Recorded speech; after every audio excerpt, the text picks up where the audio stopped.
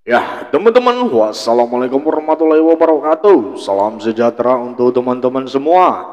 Teman-teman, kembali lagi kita akan meneruskan cerita novel kita. Oke, kita gaspol.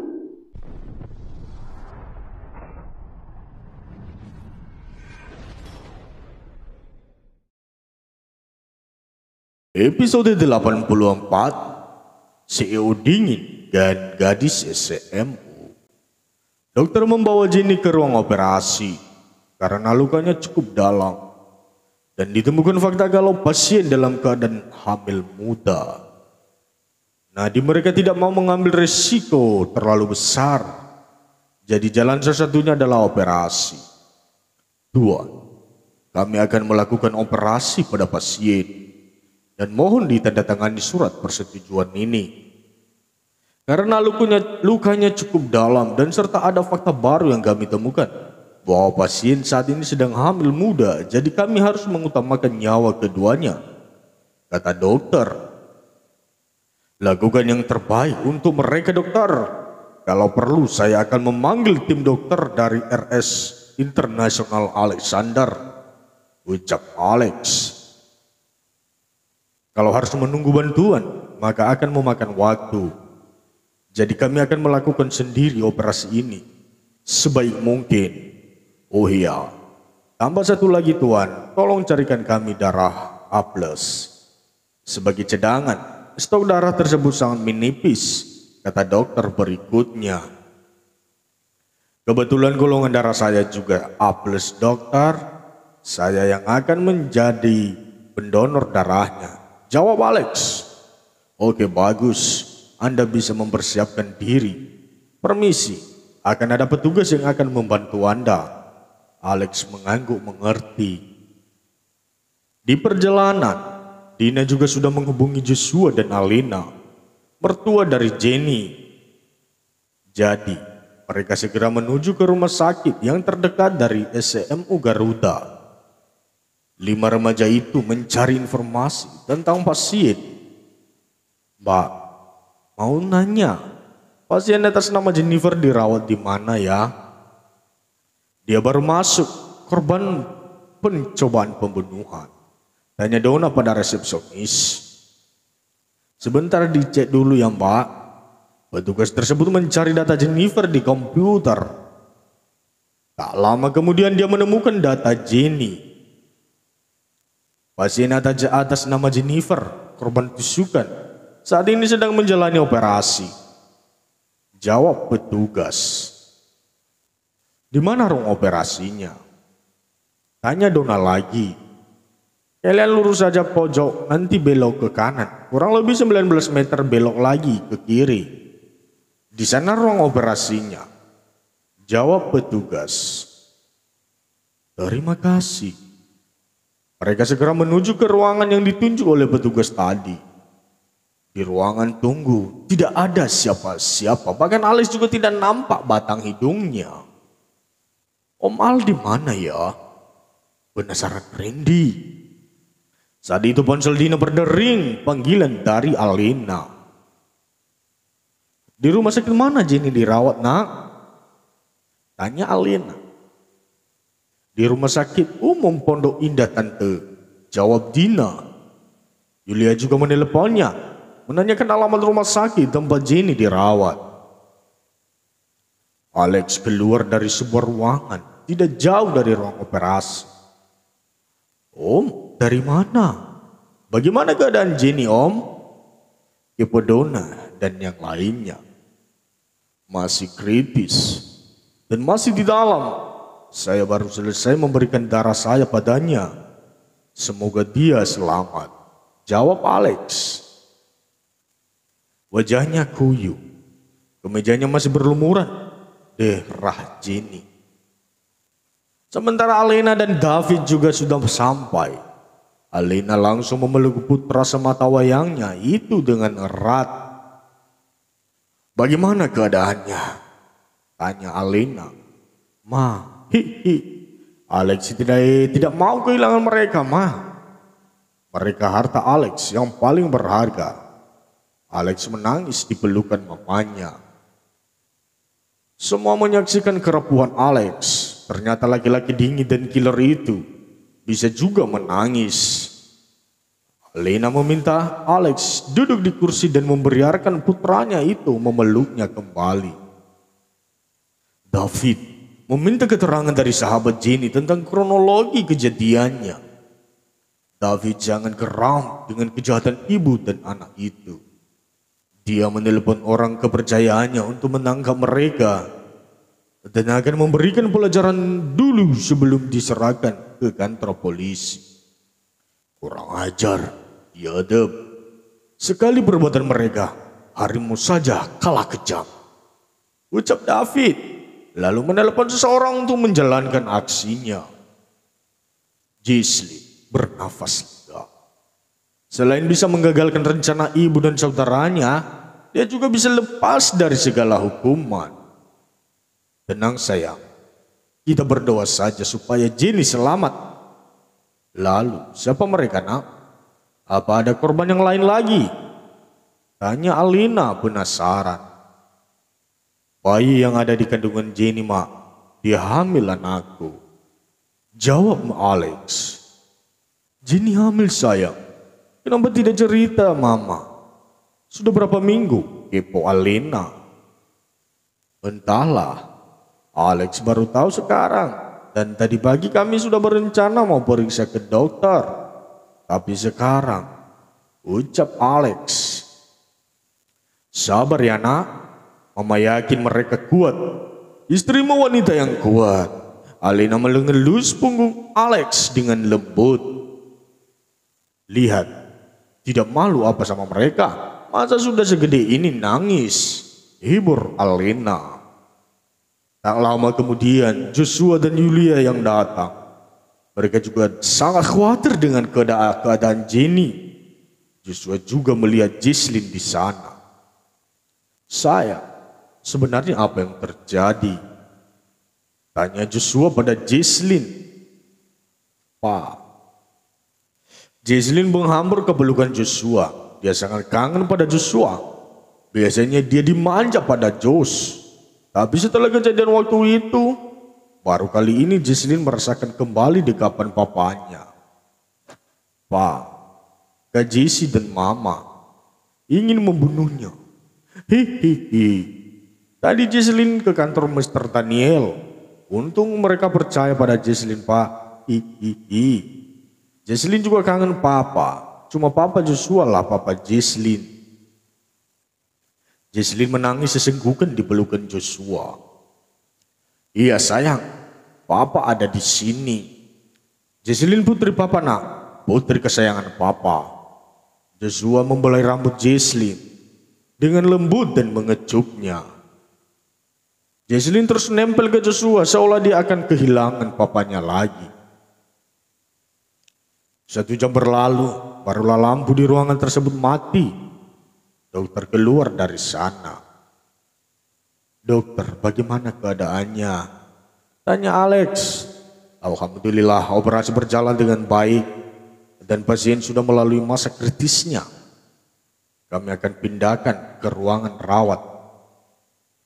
Jawab dokter. Mereka semua bernafas lega. Dokter, sebelumnya mohon maaf, apa boleh pasien kami pindahkan ke rumah sakit keluarga supaya kami bisa memantaunya dengan baik? David mengusulkan untuk memindahkan menantunya ke rumah sakit serta swasta miliknya. Tentu saja Tuan David, di sana perlengkapan dan fasilitasnya juga lebih bagus. Kami malah sangat senang dan juga bangga bisa membantu keluarga Alexander. Jawab dokter dengan berbesar hati. Terima kasih juga atas usaha tim dokter semuanya karena sudah menyelamatkan menantu saya. Kami akan memberi bonus khusus untuk kalian semua. Biar asisten saya nanti yang mengatur. Jawab David. David juga menelpon rumah sakit internasional Alexander yang untuk memindahkan Jenny ke sana dan menyiapkan ruangan khusus untuk keluarga. Alex segera masuk ke ruang operasi tersebut karena tidak jadi dipindah ke ruang rawat. sementara David segera mengurus administrasinya. Ambulans dari RSI Alexander sudah tiba. Banyak yang menyaksikan kedatangan Alphard putih yang bertuliskan RSI Alexander. Mereka nampak kagum. Ambulansnya saja mobilnya Alphard. Lalu seperti apa fasilitas rumah sakitnya? Kebanyakan kaum menengah belum mengenal rumah sakit tersebut. Mungkin karena mahal atau apa ya? Alex ikut ke dalam ambulans. Dia tidak mau jauh sedikit saja dari Jenny. Sementara mobilnya dikemudikan oleh Sofian. Ren, bagaimana nyetirnya ini? Kok tombol semua? Ucap Sofian masih kebingungan. Untung sopir dari David mendekat dan mengajari Sofian memahami fungsi masing-masing tombol tersebut. Episode 85. Sofian dan Randy mulai mencoba salah satu tombol hijau. Terdengar suara mesin. Halo, selamat datang. Semoga perjalanan Anda menyenangkan. Tekan tombol on untuk menyalakan mesin. Kemudian tekan tombol hijau supaya kemudian mobil bisa diaktifkan. Lalu tekan 1 untuk mode manual, tekan 2 untuk mode otomatis. Selamat mencoba. Wow, keren Sof. Mobilnya bahkan bisa bicara. Randy masih terkagum-kagum dengan interior mobil. Deg-degan gue. Oh ya, kita pakai kemudi manual saja ya. Takut salah, ucap Sofian. Iya lo benar. Kalau rusak kita bisa bayar pakai apa? Kerja Rodi seumur hidup juga tidak akan cukup menggantinya. Randy menyuruh Sofian menekan tombol 1 supaya bisa dikemudikan secara manual. Setelah Sofian menekan tombol 1, maka Sofian bisa mengendarainya. Di dalam mobil dua pemuda itu heboh sendiri. Tentu saja mengomentari mobil yang mereka naiki. Sofian juga tidak sengaja membuka atap mobil jadi meraba, bisa menggoda cewek-cewek di jalanan. Kita harus mendekati Om Alex. Lihat, dia kaya raya, rumah mewah, mobil mewah, tipe cowok setia, dan orang killer. Dingin seperti Om Alex ternyata lembut dan penuh perhatian. Loh, lihat tadi dia bucin banget sama Jenny. Sampai nangis begitu, kata Sofian. Iya ya, so sweet banget. Tapi lu dengar, tidak tadi kalau Jenny hamil. Berarti Om Alex bener sugar daddy Jenny. Heran Randy. Dasar dodol. Lu tidak dengar tadi kalau Jenny istrinya. Mana tuan dan nyonya besar juga perhatian banget padanya. Beruntungnya nasib tuh si bocah, jawab Sofian. Iya lu bener, kata Dina. Jenny itu sudah tidak mendapat perhatian dari ibunya. Bahkan sering dibully dan saudara yang lain. Imbuh Randy. Sementara ambulans sudah sampai di rumah sakit keluarga Alexander. Dan langsung ditempatkan di ruang VVIP.